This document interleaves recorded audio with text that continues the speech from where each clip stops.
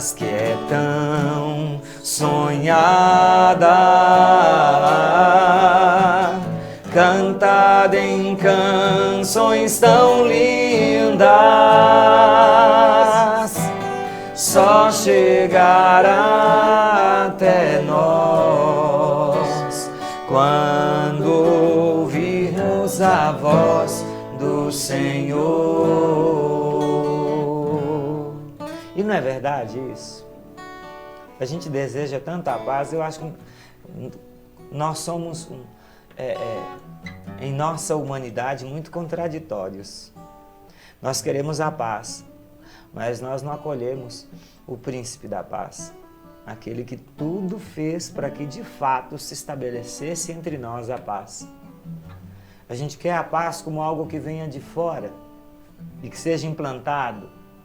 E na verdade, a paz, ela brota de dentro e ela é fruto de um processo de transformação que deve acontecer dentro de cada um de nós, acolhendo o novo de nosso Senhor Jesus Cristo com seus ensinamentos, para que de fato a gente transforme a realidade. A gente pode pensar em implantação da paz, a gente pode pensar em implantação de uma cultura de paz, mas a partir da nossa relação com Deus. Quando a gente se relaciona com o mundo e com as ideologias do mundo, elas são competitivas, algumas totalitárias, elas são cheias de ideologias e acabam não gerando um ambiente favorável ao convívio, à comunhão, à harmonia da comunidade humana. E a gente vê isso nas desigualdades, nos sofrimentos que a gente encontra em várias situações da sociedade. Rafael, me fala uma coisa.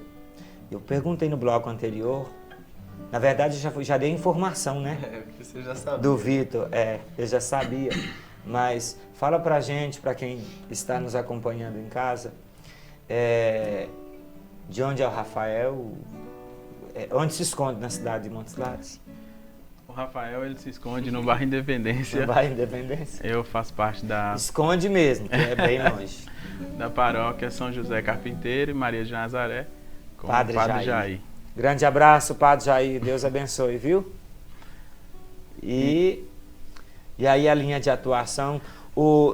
Então, o trabalho que você faz com a Pastoral do Povo de Rua é de lá da paróquia? Não. A Pastoral do Povo de Rua, ela não tem uma paróquia específica. Nós fazemos parte da arquidiocese, né?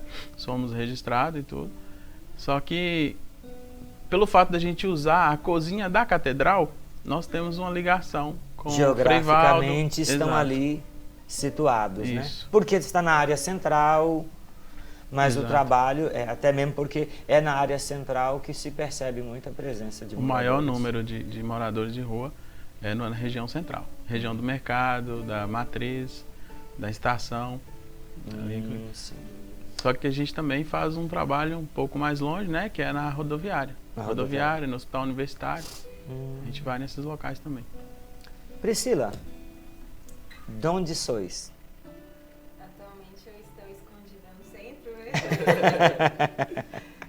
Então eu tenho uma vinculação muito grande, assim, participação mais na comunidade, na paróquia da catedral. E atuo muito servindo a comunidade São Vicente de Paulo, Sim. de Vasilhinha. Ah. Estou ali doando a minha vida, ajudando, né, na igreja e ajudando principalmente nesse trabalho que é viver a experiência de amar o amor no pastoral de vida. Coisa boa.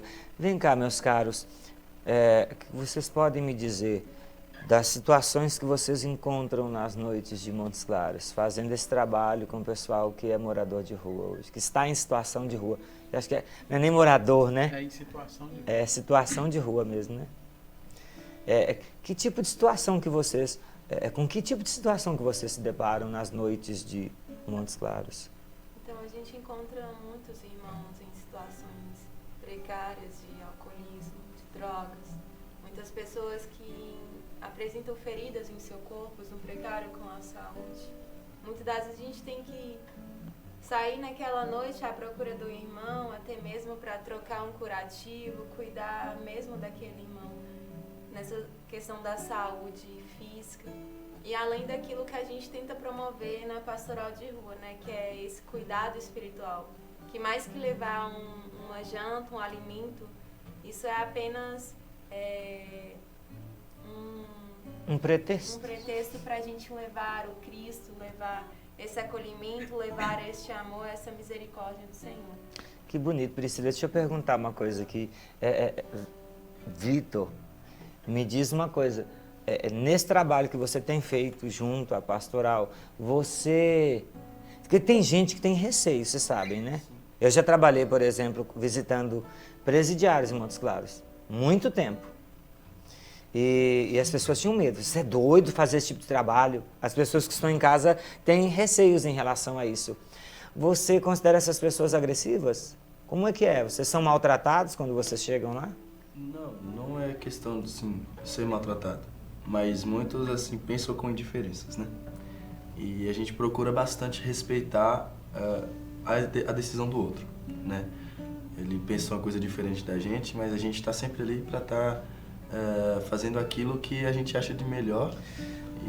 Você poderia dizer, você concordaria comigo que, na verdade, talvez você chega ali e encontra a pessoa arredia? Porque foi parar naquela situação, porque está machucado, ferido na sua história familiar, na sua história de contato com a sociedade. Você percebe que às vezes, assim, como você colocou assim, a gente respeita porque às vezes a pessoa está arredia, não é porque é agressivo, porque vai te maltratar, né? É mais pelas feridas que ela carrega, né? Em sua alma, em seu coração. Pois muitas dessas pessoas, elas não estão na rua por opção. Elas estão na rua pelo fato do que aconteceu na sua vida, na sua família, né? E muitos, assim, sofrem por isso. E hoje eles vivem em questão morador de rua por isso, porque foram chagados pela sua família, ou por vícios, ou por álcool. Então isso é uma coisa, como o senhor falou, que esqueci a palavra. Arredio. Machucado, né? Quem está machucado fica na defensiva. Não é, Rafael? A maioria desses moradores de rua, eles estão nessa vida, assim, por situação familiar mesmo, por casos familiares, conflito familiar, optaram por sair de casa, né? Por ser uma situação mais cômoda para eles. Mas é aí que entra o papel importante da pastoral do povo de rua, que era o encontro dessas pessoas nessa situação e fazer com que elas acolham o Cristo dentro de si. Porque algumas vezes eu tive a experiência assim, que Deus colocava em meu coração que a pastoral de rua é como se fosse uma gota de água pingando em um copo, onde cada gota, à medida que fosse pingando, ela encheria aquele copo a ponto de transbordar.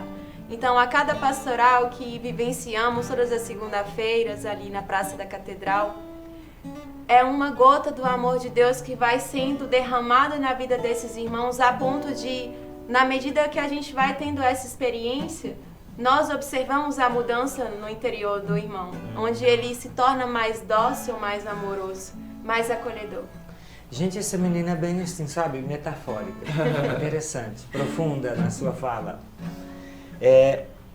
Rafael, quando vocês têm essa experiência assim, eu trouxe um pouco isso para dizer, tem gente que tem vontade de fazer alguma coisa e tem receio. O que você tem a dizer para essas pessoas? Como o senhor mesmo disse, né, que o senhor fez um trabalho nos presídios, e nós, os missionários, o Bom Samaritano também, junto com a pastoral carcerária, fazemos essas visitas nos presídios. E eu acho que não precisa ter receio. Se for com o coração aberto, levar amor, sem críticas, e até eles sem olhar o histórico de vida. É tanto que nós, da pastoral, nós não temos até umas instruções no início. Não perguntar de onde a pessoa veio, por que ela está ali. Seja presença. Exatamente, leva o amor. Presença solidária. Viver aquele momento, né? Viva aquele momento. É interessante. Aí eu penso que, assim, isso que você está colocando é muito curioso, porque me faz perceber uma coisa muito importante que a gente falou lá no primeiro bloco, que Priscila nos ajudou. Ela colocou na nossa boca a palavra certa. Quando você tem contato com uma pessoa em situação de rua, quando você tem contato com uma pessoa que está em situação prisional e você vai de coração aberto, você vai pela sua relação com Deus, com fé, você talvez, vez ou outra, encontre alguém meio arredio devido às machucaduras da vida, saiba respeitar, recolha-se, fale se for solicitado, silencie se for necessário, perceba o ambiente e com tudo isso no final você vai se tornando, eu achei muito rico o que Priscila falou, você vai se tornando o Cristo ressuscitado, porque aquela pessoa que está lá naquela situação, ela sente em você a força do Cristo ressuscitado, que a inspira. E se a inspira, ela vai encontrar forças para tomar novas posturas. E você está cuidando do Cristo crucificado, porque naquela pessoa ele sofre. Acho que isso fecha bem o nosso último bloco aqui, esse segundo bloco, para que a gente parta depois do intervalo para o nosso último bloco. Eu tenho, na conversa com vocês aqui, eu sinto isso porque eu vivi isso muito de perto, gente. Vocês não fazem ideia do quanto a minha vida se tornou mais sólida e consistente a partir do momento em que eu fiz um trabalho de visitação quando eu ainda era seminarista. Hoje a vida não tem me permitido, devido às tantas coisas que eu faço, mas quando eu ainda era seminarista, que eu ia para a cadeia, todas as quartas-feiras, os dias de folga do seminário, eu ficava das 2 às 6 da tarde, dentro ali do presídio, no Alvorada, junto com os presos. Eu cheguei a entrar na cela com eles e fazer trabalho de grupo, de reflexão, rezando, exatamente por causa disso. Eles sentiam força em mim, e eu buscava força neles, porque na luta deles eu percebia que eu precisava ser forte para enfrentar as minhas lutas, as minhas cruzes. Bonito o trabalho de vocês, muito bonito. Nós estamos num período que carece de mais gente despertando para esse trabalho, para esse serviço. Nós vamos falar um pouquinho mais sobre isso no nosso próximo bloco. É num instante, voltamos já.